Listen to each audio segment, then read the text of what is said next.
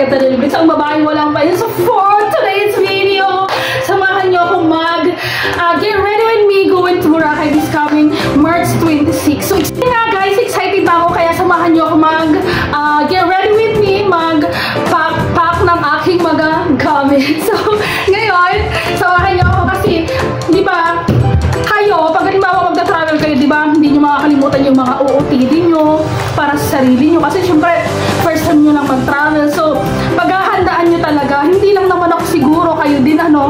So, ayun, samahan nyo ako mag-pack ng aking gamit at mag-get ready with me. Kasi first time ko talaga mag-solo travel papuntang Boracay. As in, sa tanang buhay ko, ngayon lang makakasakay ng aeroplano. So, para sa iba dyan, o para sa iba, parang common na lang sumakay ng airplane, ganun-ganyan. Sa akin talaga, guys, first time ko talaga, kaya excited ako. Hindi ko alam kung anong gagawin ko sa airport. Pero guys, kung first time solo traveler kayo, ang ginagawa ko lang is, share ko lang yung aking mga ginagawa. Nagsasearch lang ako sa TikTok kung paano kung anong mga bawal sa airport, kung anong mga dadalhin na pwede sa airport. So, ayun, meron akong idea doon kasi nga nanonood ako ng mga nagta-travel, kung ano ang kailangan nila. And then, syempre, ayun na, naka-ready na yung aking mga gamit papuntang Boracay! So, samahan niyo ako mag-pack or mag-get ready with me. So, ayan. Syempre, excited ako. First time ko lang mag-Boracay. Yun nga, may binili akong luggage na 20-inch lang siya. Meron naman talaga akong luggage na malaki yun. So, sabi nila, kailangan daw ang pasok daw sa standard sa loob ng pag-check-in, guys. 20-inch daw na 7 kg na hand carry, tsaka yung check-in baggage. So, ayun, bumili ako ng maliit lang na travel maleta or travel luggage kasi nga gusto ko talaga mag-emote sa airport na kahit na lang luggage. So, ayan na guys, so pakita ko sa inyo. Siyempre, favorite color ko yung pink. So, lahat ng gamit ko, lahat ng may kulay pink talaga kasi favorite ko yung pink. So, ayan, get ready with me.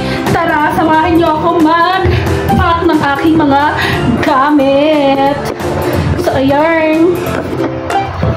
So, syempre, dahil excited na nga ako mag-travel, mag-solo travel. First time ko talaga guys mag-travel, no? So, wala akong idea kung paano talaga, wala akong kasama. So, dahil malakas ang loob ko, kaya ko talaga sa sarili ko, alam ko yun. So, ayan. Syempre, meron ako biniling ganito din, kulay pink na, tawag nito, organize ng aking mga gamit. Lahat yan ay bago. Syempre, kailangan ko talaga, Diyos, kailangan ako magta-travel kasi hindi ako bibili ng bago. So, syempre, naghahandaan natin yan. So, ayan, bumili ako sa TikTok shop ng organizer. Nilagyan ko ng aking dadalhin sandals. And then, ilalagay ko yung mga gamit ko dito, dadalhin. So, ayan, syempre, kailangan natin ng magta-travel, di ba kayo guys, kailangan nyo nang magdala ng unang-una talaga kasi syempre magbe-beach kayo, no? Mag-swimsuit kayo, maliligo kayo sa dagat, syempre mainit at summer na. So talagang bibili kayo ng sunscreen or sunblock para sa katawan nyo, di ba? Kahit naman may itim ka, maputi ka, syempre nasusunog pa rin yung balat. So wala yan sa kulay ng balat. Pag may balat ka, masusunog talaga sa beach kasi nga mainit. So, ngayon, bumili ako ng sunscreen.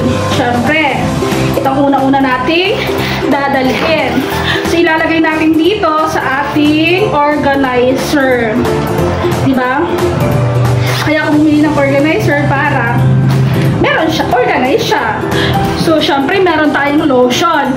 At saka, guys, paalala lang, sa airport kasi, iniiwan yung lotion or yung ganito, yung mga sunblock, pag, na siya, 100 ml pataas. ay hindi, 100 ml, yes, correct, 100 ml pataas, kino-confiscate sa airport. So ito, yung binili ko is 100 ml lang, pa siya sa standard ng kasi kailangan 100 ml lang pababa, below. So ito din, mayroon akong lotion, syempre bumili din ako para sa sa pag-travel ko ng Boracay. So ano lang siya, ilang ml lang to, is 70 ml lang. So 3 days lang naman ako, so siguro carry bumbong carry na to, no? Sakto na yan. Pero ito talaga, 100 ml yung aking biniling sunblock kasi syempre 3 days ako maliligo sa dagat, and then buong katawan ko lalagyan ko. Meron din akong dalang, syempre kailangan natin ng foam wash sa mukha, Celetec. Meron din ako below, lang siya, ilang ml lang to, 50 ml. So ayun, pasok siya sa standard sa loob ng airport. Sana nga hindi na siya hindi na siya maharang sa airport. Tapos syempre meron tayong toothbrush, kailangan ko magdala ng toothbrush, and then kulang pa to, toothpaste pa, hindi pa makakabili. 100 ml lang na toothpaste dapat ang dadalhin ko. So wala pa akong nabibili, so set aside muna natin yan. And then dito na tayo sa aking dadalhin na mga gamit. So ayun guys, syempre kailangan natin ng bag. Hindi, nagano ko. So kailangan natin ng bag para sa beach. OOTD natin sa beach. Yeah guys, may dala akong syempre bag. Kailangan natin kasi pag gumagala-gala tayo sa beach, kailangan natin dalhin yung ating mga personal belongings. So ayan, bumili ako sa Shein ko siya nabili. Ano ba ito? Hindi ko na maalala, no? So ayun yung loob niya guys. And then para siyang abaka yung kanyang labas, and then mukha naman siyang matibay. So hindi mo lang naman isang beses magagamit to kasi medyo naman matibay naman siya. So ayan ang dadalhin nating bag na OOTD natin sa beach. Tapos ito pa guys, syempre kailangan natin ano bang gagamitin nyo pag nasa beach kayo? Ano bang susuot nyo? Syempre kailangan natin ng swimsuit. Diyos, may din tayo. Kailangan natin i-float yung ating maitim lang katawan. Kasi marami daw chupapi dun. So, diba? Mga ganitong kulay, diba? Pansinin. Charis! So, ayan na nga guys. Ayan.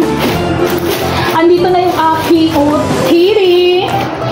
Going to Boracay. Syempre, number 1 natin ang aking favorite kulay na floral na swimsuit.